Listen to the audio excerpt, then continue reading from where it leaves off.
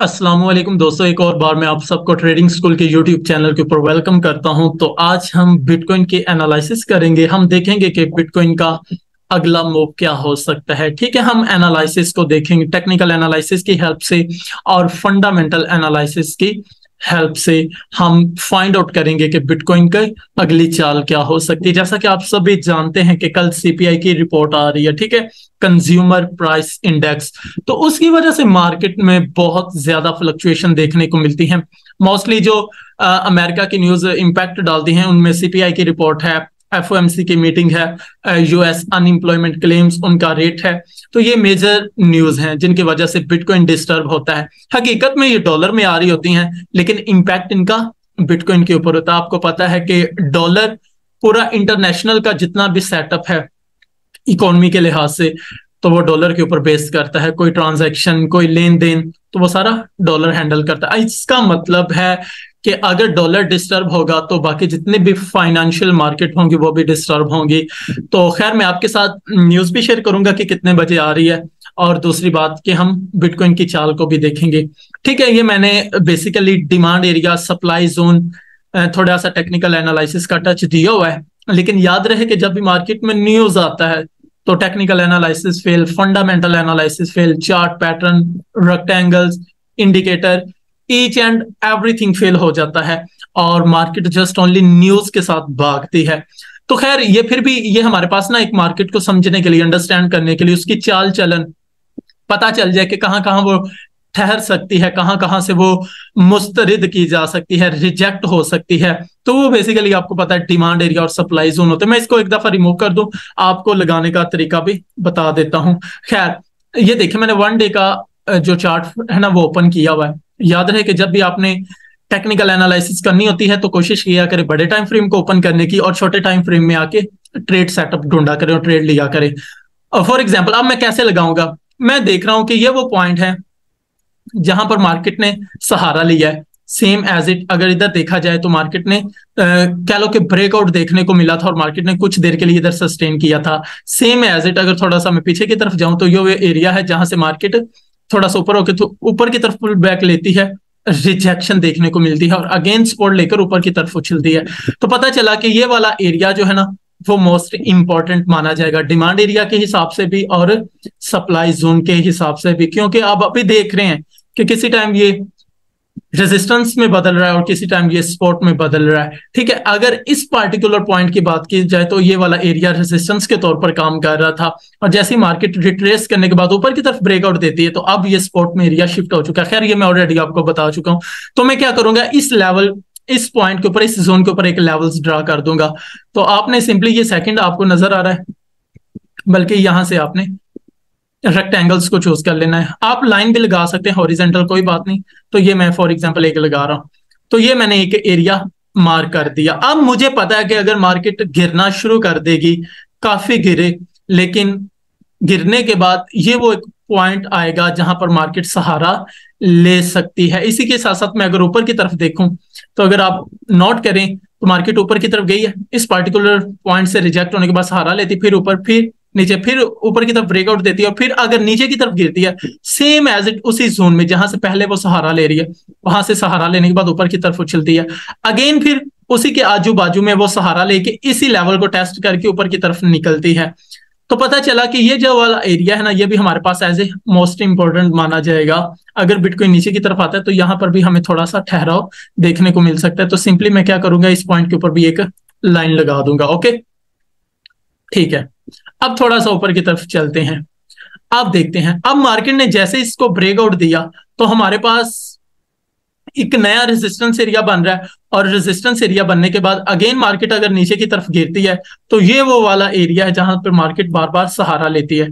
For example, ये वाला area आप देख सकते हैं, मार्केट नीचे की तरफ आती है, नीचे की तरफ, फिर नीचे, फिर नीचे, तो यानी कि यहाँ पर काफी मर्तबा वो सहारा ले रही है। अगर इधर से देखें तो ये वही एरिया है जहां पर वो रिजेक्ट हो रही है। ये देखें, फिर वहां से सपोर्ट ली, तो पता चला कि ये वाला एरिया भी as a most important area माना जाएगा। जैसे कि अभी आपने देखा बिटकॉइन ने क्या किया, ब्रेकआउट किया इसी एरिया को, लेकिन अपनी बॉडी को क्लोज इसके नीचे ही कर रहा है, और आगे जो हमें फर्दर कैंडल नजर आ रही है वो भी एक बेरिश कैंडल बन रही है, तो हम क्या करेंगे कि एक हॉरिजॉन्टल लाइन इधर लगा देंगे। ठीक है, चलें ये देखें, ये मैंने हॉरिजॉन्टल लाइंस को प्लेस कर दिया। ठीक है, अब फर्दर इसके ऊपर अगर नया रेजिस्टेंस एरिया देखें तो वो हमारे पास ये वाला पार्टिकुलर पॉइंट बन रहा है, यानी कि $31,509 वाला। तो मैं क्या करूंगा, सिंपली ये जो हमारे पास हॉरिजॉन्टल रे है इसके ऊपर इस तरह एक मर्तबा लाकर क्लिक करूंगा और ये मैंने एरिया लगा दिया। अब ये हमने क्या किया, टेक्निकल एनालिसिस कर ली है।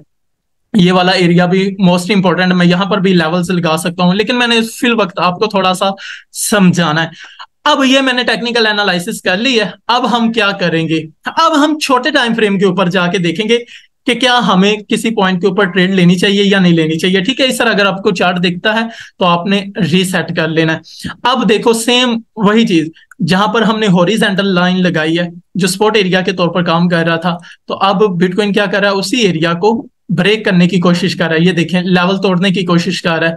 तो इसके लिए ये हमें आजू बाजू में एक और सपोर्ट दिखाई दे रही है। अगर $29,577 को ब्रेक करके मार्केट नीचे की तरफ क्लोजिंग देना शुरू कर देती है तो फिर हम क्या समझेंगे कि अब सेल की डायरेक्शन जो है वो हमारे पास पॉसिबल है। मैं इससे भी लोअर टाइम फ्रेम का चुनाव करता हूं, ठीक है, 15 मिनट टाइम फ्रेम का, और आपको बताता हूं। फिर इसके बाद हम DXY के ऊपर चलेंगे, यानी कि डॉलर्स के चार्ट के ऊपर, फिर हम मार्केट में न्यूज को देखेंगे। अब देखें 15 मिनट टाइम फ्रेम में भी क्या हुआ है, इसने ब्रेकआउट दे दिया है लेकिन अभी क्लोजिंग नहीं दी। 15 मिनट कंप्लीट होने में जस्ट ओनली अभी 10 मिनट बाकी हैं, 5 मिनट हुए, यानी कि अगली ये जो कैंडल्स बनी है, ठीक है, इसको अभी 5 मिनट हुए, यानी 10 मिनट तक अगर ये नीचे क्लोजिंग देना स्टार्ट कर दे इधर, तो फिर हम समझेंगे कि वाकई ही अब थोड़ा सा मार्केट नीचे की तरफ जा सकती है और हम एक स्कैल्प ट्रेड कर सकते हैं। तो बड़ा टाइम फ्रेम ओपन करके फिर अगेन एक मरतबा आपको बता दूं कि आपने क्या करना है। ठीक है, और फिर आपको पता चल जाएगा कि आया कि हमारे पास मेजर एरिया कौन से हैं और उनके ऊपर हमने ट्रेड कैसे करनी है। ठीक है, तो मैं 1 डे का टाइम फ्रेम ओपन करता हूं, ये देखें। अब नेक्स्ट हमारे पास है जो बेरिश ट्रेंड है, वो चाहिए कि ये वाला एरिया ब्रेक करके मार्केट नीचे की तरफ निकले 28,600 बार। ये मैं लॉन्ग एरिया की बात करने लगा हूं। अगर मेजर हम देखना चाहते हैं ना कि मार्केट डाउनवर्ड फॉल करना चाहती है, मान के 25,000 या $24,000 तक जाना चाहती है, तो फिर ये वाले एरिया मोस्ट इंपॉर्टेंट है। ठीक है, $28,585, और उसके बाद नेक्स्ट आपको पता है स्पॉट हमारी डायरेक्ट जो बनेगी जहां पर बिटकॉइन नेक्स्ट लेगा वो $26,807 वाला है। तो अगर ये बुलिश रहना चाहता है तो फिर एक मेजर ये वाला एरिया $31,452 वाला, इसको ब्रेक करके मार्केट ऊपर की तरफ निकले। नेक्स्ट हमारे पास है DXY डॉलर का चार्ट। ओके, तो डॉलर का चार्ट अगर मैं आपको दिखाऊं तो हमारे पास ये वाला 103.402 ये हमारे पास एज ए रेजिस्टेंस के तौर पर काम कर रहा है, और ये वाला एरिया जो है 99.66 ये हमारे पास स्पॉट एरिया के तौर पर काम कर रहा है। आपने देखा डॉलर ने ये वाला एरिया स्पॉट को ब्रेक किया, फिर नीचे की तरफ आया, एक नया स्पॉट बनाया डिमांड एरिया, और इधर कंसोलिडेट करने के बाद ऊपर की तरफ उछलता है, रिट्रेस करने के बाद इसी स्पॉट को, इसी यानी कि जो पीछे स्पॉट थी अब रेजिस्टेंस एरिया में बदल चुकी है, इसी रेजिस्टेंस एरिया से थोड़ा सा रिजेक्शन लेके कंसोलिडेट करता है और ब्रेकआउट देता है। ब्रेकआउट देने के बाद फिर अगेन इसी को रीटेस्ट करने आता है, और रीटेस्ट करने के बाद ऊपर की तरफ निकलता है। तो सेम उसी बगल में, आजू बाजू में, उसी जोन में अगेन रिजेक्ट हो रहा है। अब अगर ये थर्ड टाइम इधर से सपोर्ट लेके ऊपर की तरफ निकलता है तो फिर जाहिर बात है डॉलर पंप करेगा। अगर इसी जोन को ब्रेक करके नीचे की तरफ आ जाता है तो फिर हमें इसमें डाउनवर्ड फॉल मिलेगा। और मैंने आपको बताया हुआ है कि अगर डॉलर पंप करता है, ठीक है, DXY, तो बिटसी क्या करेगा, बिटकॉइन वो डंप करेगा। ये आपने इंटरप्रिटेशन, ये लॉजिक आपने बोलना नहीं है। और लास्ट पे हम एक न्यूज की बात करते हैं। आज हमारे पास 9 डेटा है, ठीक है, CH-CPI Y/Y ईयरली, यानी कि ये तो एक फालतू डाटा है हमारे पास, ये इतना इंपैक्ट नहीं डालता। कल मोस्ट इंपॉर्टेंट डाटा रिलीज हो रहा है 5:30 के ऊपर पाकिस्तानी टाइम के हिसाब से, US-CPI M/M और US-CPI Y/Y और US अनएम्प्लॉयमेंट क्लेम। सिंपली ये जो तीनों इनका सेम इंटरप्रिटेशन है, यानी कि इनका मतलब एक ही है। मैं फोल्डर के ऊपर क्लिक करता हूं और आपको बता देता हूं। ठीक है। इनका इंपैक्ट क्या होगा, actual less than forecast is good for crypto. अगर जो डाटा रिलीज होना है वो कम वैल्यू होती है फोरकास्ट की निस्बत, तो ये क्या है, क्रिप्टो के लिए अच्छा है। यानी कि डॉलर नीचे की तरफ जाएगा, बिटकॉइन पंप करेगा। यानी कि ये हमारे पास जो वैल्यू गिवन है ये फोरकास्ट है, और इधर जो वैल्यू रिलीज होगी वो एक्चुअल होगी। इधर जो है वो अगर कम होती है फोरकास्ट से तो बिटकॉइन पंप करेगा और डॉलर डंप करेगा। अब दूसरी एक और न्यूज यूएस अनएम्प्लॉयमेंट के लिए, उसका उलट है। उसके अगर मैं फोल्डर के ऊपर क्लिक करूँ ना तो उधर लिखा होगा actual greater than forecast is good for crypto. अगर एक्चुअल जो वैल्यू इधर निकलनी है, इधर वो जब टाइम होगा ना तो डाटा इधर रिलीज होगा, अगर वो इस फोरकास्ट से ज्यादा है तो फिर क्या होगा, क्रिप्टो के लिए अच्छा माना जाएगा और डॉलर के लिए वो वर्स होगा। अगर हाँ ऑपोजिट निकल आता है तो फिर आपने ट्रेंड को भी ऑपोजिट कर देना है। और लास्ट में मैं आपको अगर वेल्स का बताऊं, उन्होंने जो ट्रेड ओपन की हुई है तो अभी भी हमारे पास स्टिल 42x के ऊपर कह लो कि एक वेल्स है जिसने तकरीबन 1 CR से इथेरियम को शॉर्ट किया हुआ है 42x लिवरेज के साथ, और 4,53,000 डॉलर वो अभी प्रॉफिट में रन कर रही है। ठीक है, तो आपको पता चल जाएगा कि कितनी वेल्स कैसे मार्केट के साथ रिएक्ट कर रही हैं। तो इंशाल्लाह फिर मिलते हैं नेक्स्ट वीडियो में।